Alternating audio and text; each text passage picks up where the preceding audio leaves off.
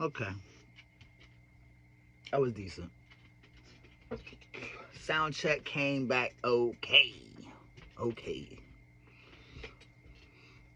So first off, I like to take a couple seconds, tell you who I am, what I'm about. I go by the artist name Scott Free because I'm a recording artist. You feel me? Like, actually, I think I'm a little bit more than a recording artist because you start coming into the lines of like titles and then what exactly is what. You know what I'm saying? Like, when I first started fooling around with this music thing, like, it was very confusing, you know, because you have like rappers, you have hip hop artists, you have vocal artists, you have recording artists, right? And then you got freestylers, and you got ghostwriters, and you got session, you know, musicians, producers, engineers, executive producers, and a whole buttload of titles and things in between. You know what I mean?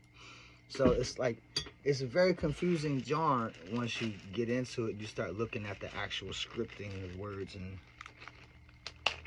what they mean. So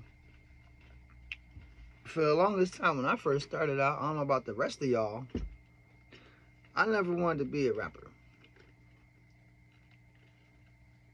I was always in love with hip hop, but I never wanted to be a rapper. Like rappers were just they were cool. I loved hip hop though. I remember when I was a kid, like I'm gonna jump all over the place because it's early morning and I be talking all over the place. But I'm gonna land my plane, trust me. So when I was a kid, like coming up, like hip hop got me through everything. I ain't gonna hold you. Like I'm 45, you feel me? So I'm not a young spring chicken. This ain't died. I just prematurely went gray, you feel me? But the point is when I was a kid, I used to talk about this hip hop thing, this love affair that I've had ever since I was a child, a youngin'. We high to a grasshopper style. And I was always scolded and told, like, you think this is real. You think that stuff that they saying is real. Even when I was like, you know, I got into a beef with my daughter's mom one day when I was older, you know what I'm saying? And she was just like, you think that stuff they're saying in the music is real? And I was like, yeah, because it goes down. And this is before there was a DM for it to go down in. But yeah. And you know, truth be told, looking back at the golden ages of hip hop that I came through, you know, the 90s and 2000s and even part of the late 80s, you know, the 80s and things of that nature when I had cognitive awareness, because, you know, shout out to mixtapes and stuff like that. Yo, Slauson Flea Market had it popping when it came to the mixtapes and shit. 86 in the Mix by Dr. Dre is still one of the best mixtapes that I ever had in my life. It molded and molded my everything. So, but yeah, and to come to find out, looking back, like everybody else was foolish to think that it wasn't. It wasn't the real. Like hip hop has always been comprised of keeping it real, being original, authentic. Like it was a huge thing coming up. Like you couldn't beat bite. You couldn't. You couldn't swag on somebody's style. You just couldn't. You know, it was looked at as a big no no. And true purists, you know, still look at it as a big no no. But even though everybody did it, everybody paid quote homage or influence to the people that influenced them. Like it's just part of what it is. We regurgitate information. If it's fresh, if it's fire, we're gonna keep it alive. So I really couldn't even be mad about that. Once I came into a certain part of life, I was just like, you know what, we over that part. You know what I'm saying? Like, this is just what it is. Once I started seeing all the people that was supposedly keeping it authentic, seeing it, they was jacking bars and stealing whole schemes and things of that nature. And these are supposed to be our goats nowadays, right? So yeah, I think Cam exposed Hov from that one a long time ago. I'm not a biter, I'm a writer. But, you know. All that going to say is, like, I look back and I never thought that the music industry, the status of it, would be where it's at today. Like, originally when I first came in to play this game, I was never trying to be a recording artist. You feel me? I just wanted to help out the bros. I wanted to help out my homies that were fire, and I thought they had it. I knew they had it. As a matter of fact, I know they still got it. You feel me? But things would always happen. Like, they would get sold, but oh so close. And then, like, a beat would get snagged. Or, you know what I'm saying? It would get sold out from under their feet. So I was like, oh, man, this is, you know what I'm saying? I'm going to make beats. I'm going to do this. I'm going to help and blah, blah, blah. And, you know, and I did. I did that, yo. I gave everything I had to it. And, you know, it's like the people you do things for in life, they don't never be, like, they may be appreciative, but it's never what they want. You feel me?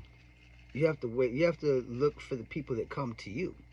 Like, when you inject yourself into a scenario or a situation, even if you got the best intentions, it's always gonna be, you know, if it don't get knocked out the park on a you know, on a grand slam or something like that, then they're gonna look at you and be like, man, I knew I shouldn't have listened to you, even when they didn't have no answer. You know what I'm saying? They was in a bind or whatever, and you came through with a suggestion, and it just worked out. But the catch is if didn't nobody ask you for that suggestion, it's not really going to be truly appreciated unless it comes out to perfection. Because the moment anything can go wrong, it's going to be automatically your fault. Because this was your idea in the first place. I never even asked you to do all that. You feel me? So that was one of the bigger things I learned in life. Don't inject yourself into a situation unless you just truly want the smoke. You know what I'm saying? Because you're going to get met with all kinds of stuff, situations and backlash. And yeah, it's always the yoke's always going to be on you. So, you know what I mean? That's number one. But I say all that to say this. If you're going to do something, this hip-hop thing, music, drawing, acting, anything creative, though. If you're going to do something, do it for you.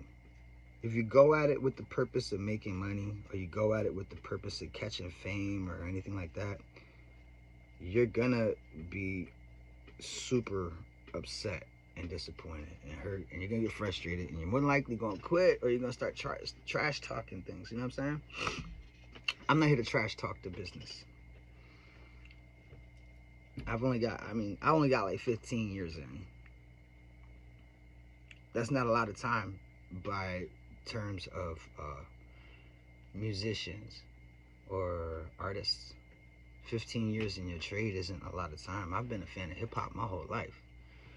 But an active tradesman, like chasing it, if I really be honest with it, it's been about 7.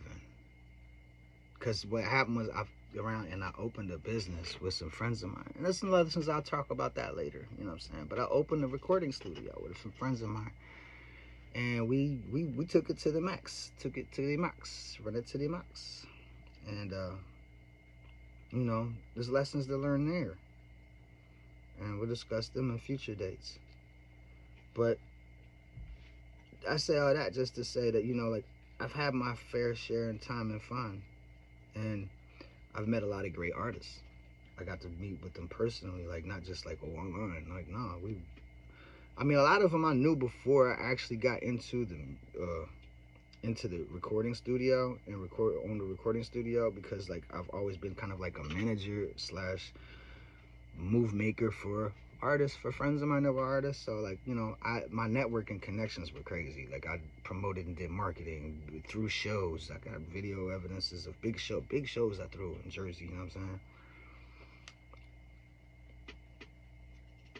It worked out really well. I plugged in with a lot of people. I plugged a lot of people in with a lot of people and co-signed a lot of folks and gave certain people certain lights, you know what I'm saying? Certain looks.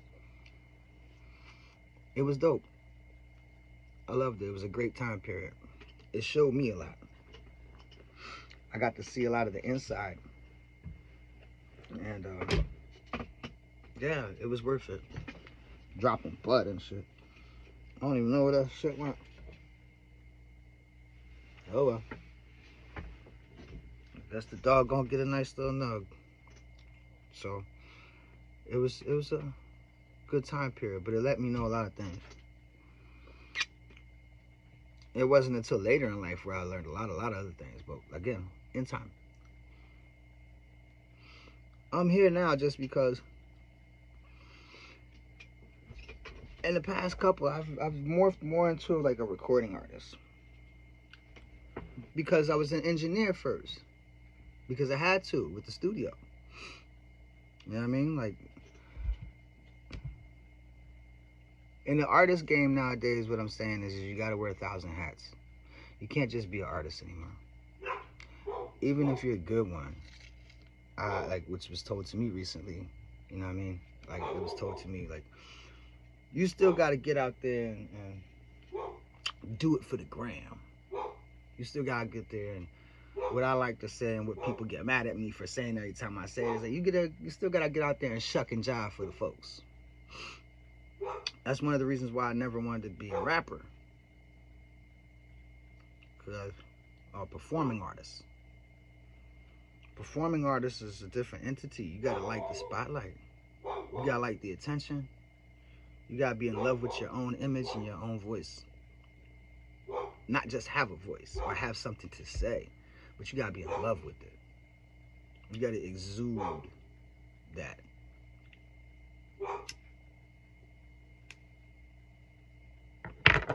I've always been a background player, you feel me? Spotlight ain't never really been my type. I look at the limelight, I do well in it, don't get it fooled. But I always like the background, because I feel like that's where the real action happens. That's where the real creative process is. Those are the people that, you know, shout out to all the beat makers out there. Shout out to all the amazing engineers out there. Amazing engineers, the audio engineers and cinematic engineers, you know what I'm saying? Shout out to all the colorists out there that deal with color grading. Shout out to all the mastering engineers as far as music goes. The mix engineers, though. Trust me, it's not just because I'm a mix engineer myself. Shout out to the tracking engineers, yo. Tracking was one of the first things I fell in love with when it came to audio recording and engineering and stuff, you know. It's truly foundational to an artist. If you don't have a relationship between your engineer and the artist, man, you're gonna have a lot of funny experience and jokes as it's gonna come about. Be very frustrating. Wind up fighting. Trust me, yo. Them 3:30, 4, 5 o'clock in the morning sessions that go for hours, is just showing up twisted, 6, 7, 8 people deep, and they twisted, and you the only head in the damn studio. You know what I'm saying? Like, yeah. Sometimes you keep a slammy next to you. You have to, because if things go left, and you got these people sitting behind your back, or to the left and to the right of you, and you the only head in there. Man, listen, you gotta have your cameras on deck. And you gotta have that thing next to you. You gotta have that thing next to you. I usually keep it next to the mouse. I had this board right here, I slide out, right? And then I keep the thing next to you right there. Right next to the mouse, next to the keys. And it's just there. So, you know, y'all got y'all's. So, you feel me? And like, people always want to get twisted and drunk and high, and then they want to talk crazy to the engineer, like, you feel me? So yeah, sometimes you gotta shut down the session. And they don't like that, especially because, you know, the homies in the back who's here supporting the main artist, they gonna have their main back too, feel me? So You gotta be built for that. It takes a certain type of person. But with all that being said, yeah, this is just part one.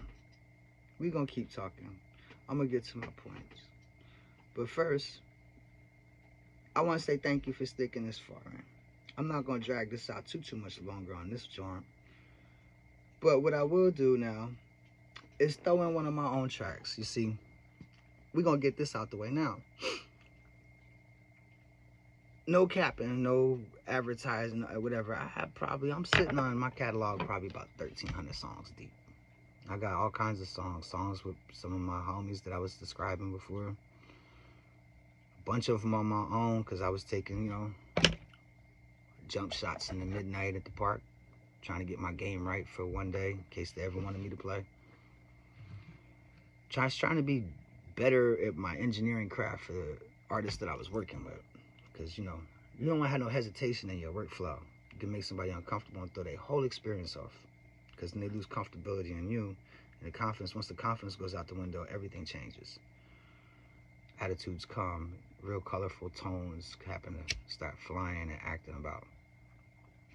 So, again, yeah, I'm going to just